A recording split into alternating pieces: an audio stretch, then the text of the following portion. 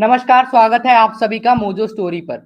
आज बात करेंगे एक ऐसी खबर के बारे में जो खबर सुबह जब इंटरनेट पे आई तो आम लोगों से लेकर जो बड़े-बड़े पॉलिटिशियंस हैं, बड़े-बड़े जर्नलिस्ट हैं, उन सभी के बीच में चर्चा थी कि दरअसल ये हुआ क्या है और क्या ये खबर सही भी है या नहीं।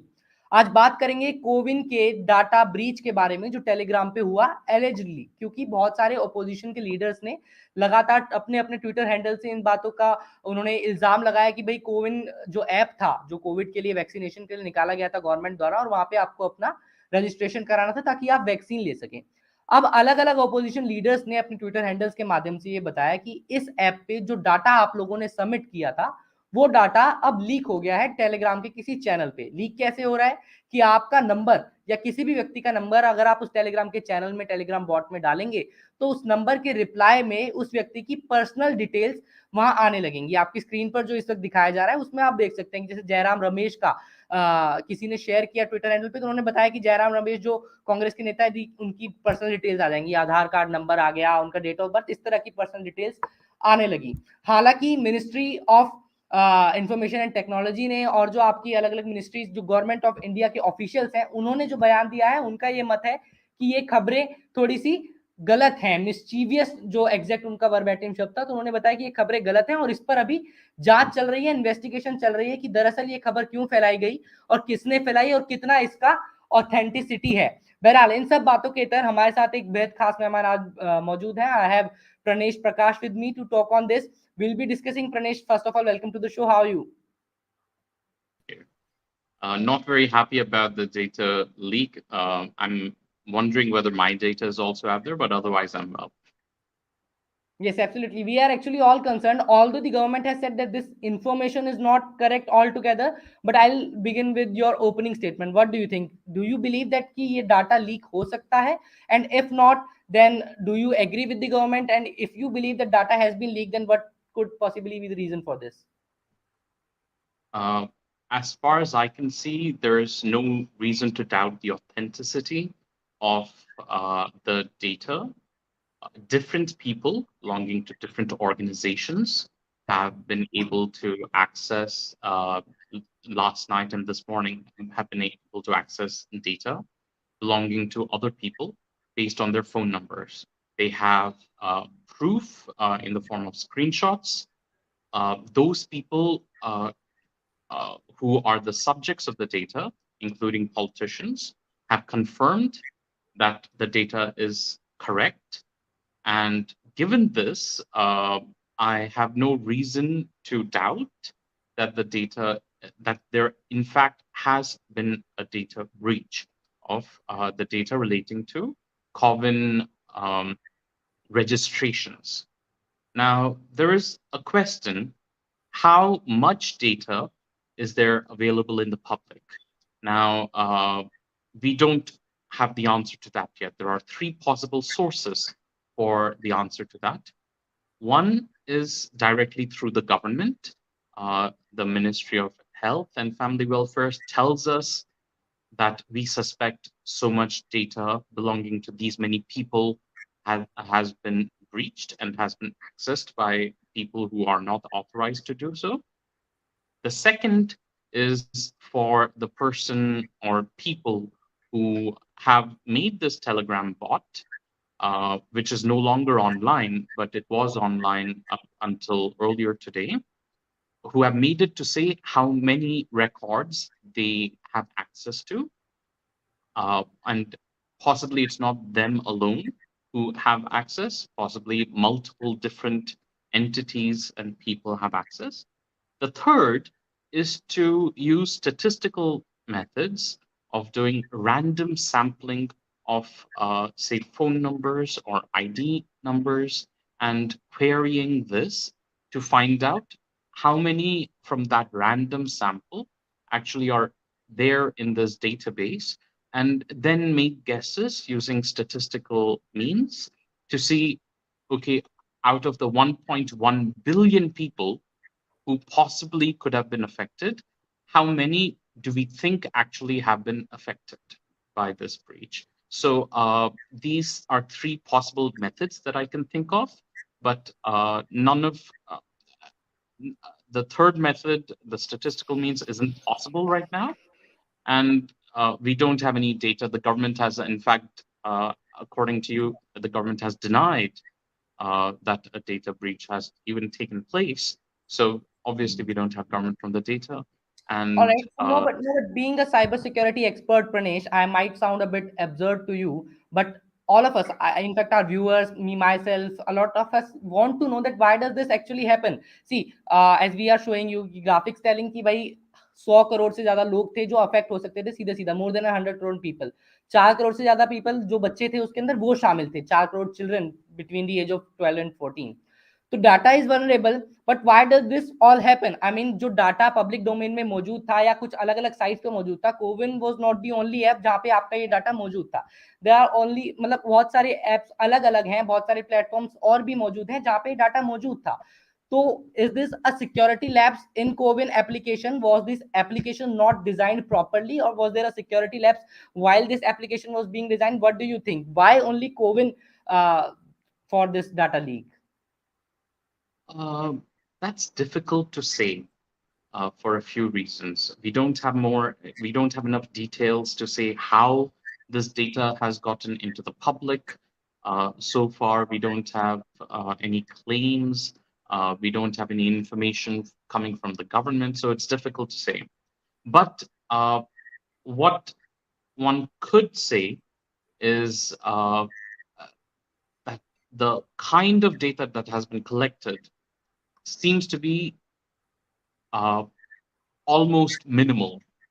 Okay, so there are 6 pieces of data which are available for any query, which are the name, the phone number, and the phone number you have to could possibly be what you're using to query, an ID number, including potentially an Aadhaar number, date of birth, the your sex, and where you got your vaccination from. I'm not sure whether this is the first shot or the second shot or what, or a booster shot, but these are the basic kinds of information. And not only yours, but potentially even your family or other people who you've included in the same with the same ID, because you could book for multiple people using a single phone number. So all of this is potentially at risk. Now, one obvious thing which I should point out is that Aadhaar regulations under the Aadhaar Act, they prohibit, they uh, say that you cannot store a 12-digit Aadhaar number as a plain number. So even when you're storing it at rest, so even when, say, the Ministry of Health is storing that data, they are not allowed under the regulations to store that entire number without obfuscating it, making, without crossing out some of those numbers. They're only allowed to store 4 digits. Now, obviously, they were not following the Aadhaar regulations. If this data is available, then obviously those regulations were not followed, and those people who were responsible for not following that should be held accountable for this data breach as well, apart from all others involved. There are a few other things to be aware of from a legal side, but I'll see where your questions lead us. Also, Pranesh, I would actually like to request you to explain it to our audiences that how dangerous it is if such kind of data is leaked. I mean, first concern is like कि आपका phone number release हो गया तो people might use it in a wrong manner.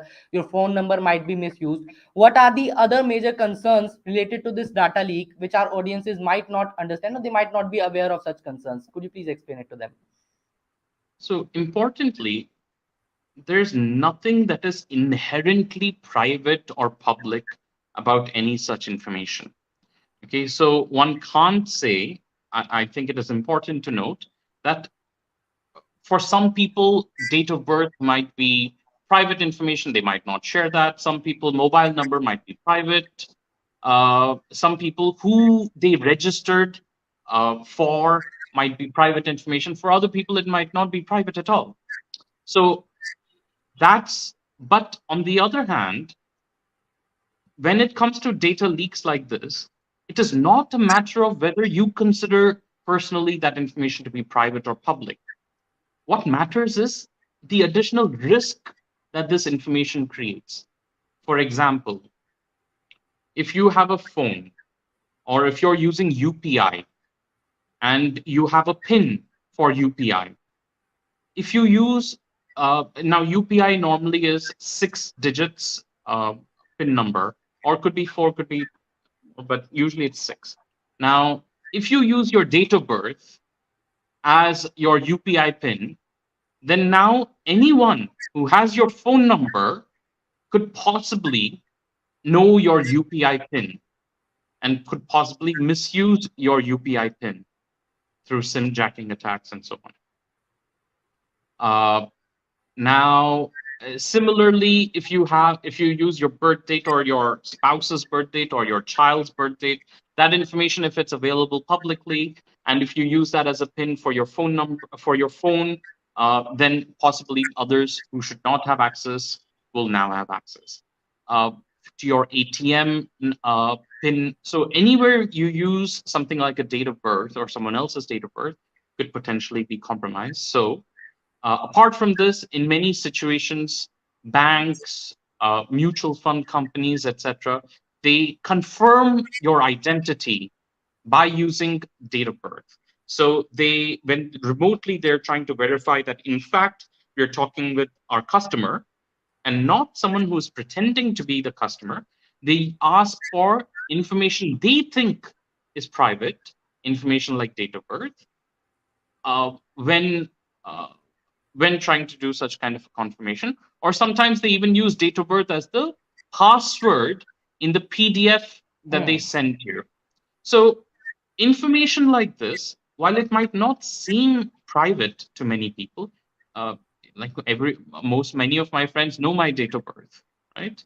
But in fact, it increases your risk. The more number of people who actually know some information like this, the more risk there is. Now, how do we combat this risk? How do we minimize this risk? Some things we can do ourselves. So don't use a birth date as a UPI PIN or the PIN for your phone, etc., or ATM and so on and so forth. The other has to be steps taken by other entities. So banks should be discouraged by the RBI now from using date of birth, from presuming that date of birth is something that only a genuine customer would know and not a fraudster. Okay, so some of these changes have to be made by banks and by other financial entities, and the RBI needs to take proactive action in this regard. SEBI needs to take proactive action in this regard. All right. So these are actually the precautions which you are mentioning, that what precautions are required to be taken. What do you think about what can be the cure once you know that your data has been released, your data has been leaked? Now your date of birth is in public domain. It might be used in various ways, like it might be misused in various ways. What do you think? What can be the cure actually? Now, once I know that my date of birth has been leaked, what should be my immediate step? Like, what should I do immediately right after when I get to know? Immediate step, make sure that you don't use any of the information that's publicly available now. Hmm. You don't assume that this information is private anymore. You Hmm. assume that this information is public and you take action based on that. So you don't use it as your PIN and so on in any So should situation. we So like that's change one. our passwords? Should we like change our UPI passwords or things like that? If you're using this, if you're using, say, as an example, date of birth Hmm. as your UPI PIN, then yes, you should Then yes. change it. All right. Don't use that as your PIN. But other than that, there's very little that individuals can do Hmm. because we don't have a strong data protection law in India. Since Hmm. 2007, there has been discussion about getting a data protection law, a data security law in India. But so far, we still don't have one.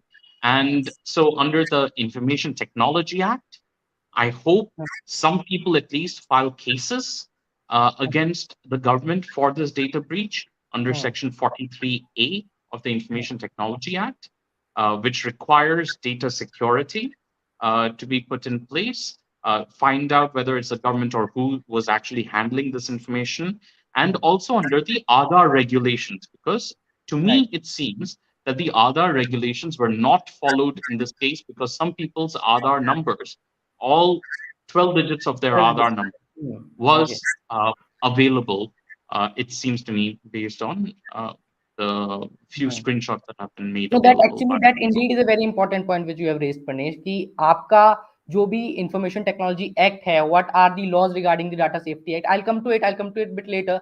But if we talk about what the government of India has said, the government has now said that all these informations are wrong. It actually, the government has said it is an act of mischief. It is a mischievous behavior of somebody. I don't know, like they have said that they are investigating. If it is so, what do you think? Like, is there a particular gang, like people from a particular gang come on Telegram, they use the social media platforms like this, they are very good with the technology and they do such kind of things for any particular reason just to gain the data of various people, or they have some other intention? What do you think if we talk about what the government is saying? Uh, I'm not sure what exactly the government means when they say mischievous people, whether they're talking about reporters who are reporting on this, whether they're talking about the possible criminals who gained access to this. I'm not sure who exactly the government's referring to. But No, uh, what they have said that the data is completely secure. COVID app was completely secure. Your data is nowhere like insecure. This news which has been spread that data has been leaked is mischievous. I think the government is wrong in saying so because they can't come to a conclusion that this information is incorrect before having investigated it. And Hmm. prima facie, on the face of it, this information seems accurate to me, as I explained in the beginning. There is no reason because to doubt it. Multiple different people have Hmm. tried this bot. Multiple Hmm. people have confirmed this. Uh, People have confirmed using journalists' phone numbers, and Hmm. information has been accurate. People have confirmed using politicians' phone numbers, and information has been accurate. So I Hmm. don't have any real doubt in my mind, Hmm. given that it's not one person making the claim. It is a wide network of people who are making this claim and who have made available screenshots Hmm. based on their claim and who have confirmed with one another. So it doesn't seem to be mischievous, as the government has put it, to my mind. How this could have happened, uh, even if the Coven app itself is secure, that doesn't make any difference because it doesn't need to have leaked from the app. It could have leaked from the database where the Hmm. information is kept. Hmm. The API, which is used to communicate between the app and the database, okay, or the databases possibly. The API could have been insecure. We don't know how exactly this attack happened, and so we can't quite say much about that. But saying that the app is secure doesn't tell us anything. It's not.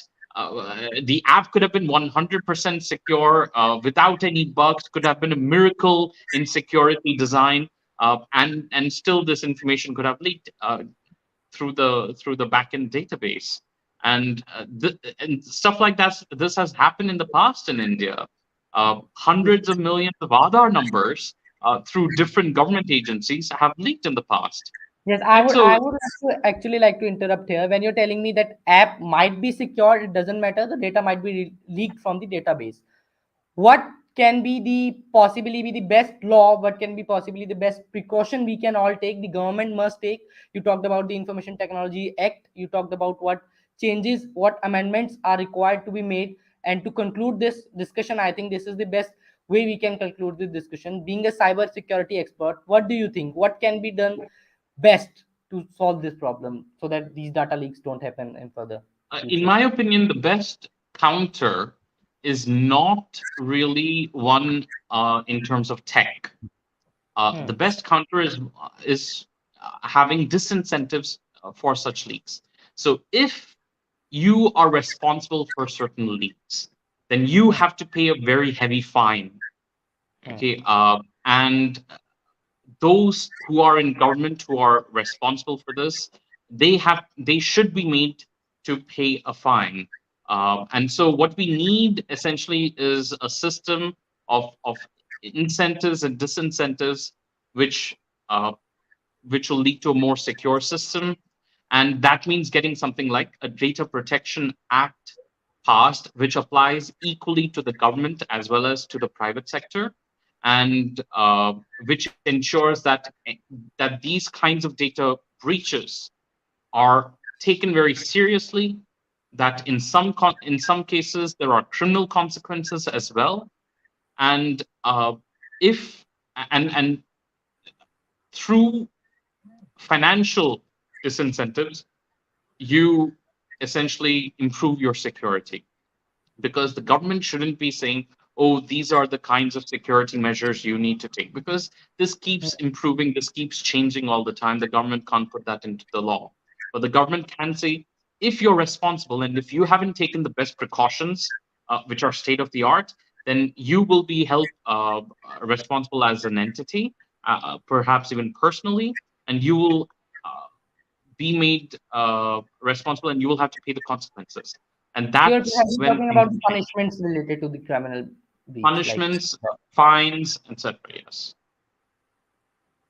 All right, Pranesh. So I guess it was a very insightful discussion. Rather, it was very nice speaking to you.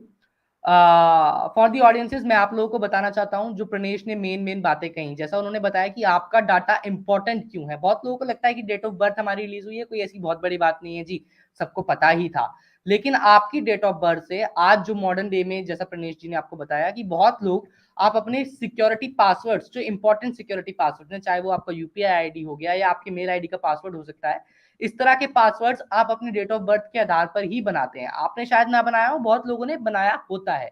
तो इसलिए आपका date of birth public domain में ना हो, ये बेहद जरूरी बात है। हालांकि आपके रिश्तेदारों को, आपके आसपास वाले लोगों को इस बारे में पता है, लेकिन किसी अनजान व्यक्ति तक उस डेट ऑफ बर्थ का पहुंच जाना चांसेस बढ़ा देता है आपके उस डेट ऑफ बर्थ के मिसयूज होने के, स्पेशली तब जब उस डेट ऑफ बर्थ के अलावा और भी बहुत सारी डिटेल्स किसी एक अनजान व्यक्ति के पास मौजूद है। जैसे आपका आधार कार्ड नंबर पहुंच गया, आपका फोन नंबर पहुंच गया, डेट ऑफ बर्थ पहुंच गया, प्लेस ऑफ बर्थ पहुंच गया, रेजिडेंस चला गया, तो ये आपका पर्सनल डाटा एक तरीके से पब्लिक डोमेन में जब आ जाता है, तो आप फिर श्योर नहीं हो सकते कि अब आपकी कौन सी पर्सनल इंपॉर्टेंट इंफॉर्मेशन सिक्योर्ड है, जो इंफॉर्मेशन कॉन्फिडेंशियल रखनी चाहिए थी, आप रखना चाहते थे, वो कॉन्फिडेंशियल है भी या नहीं।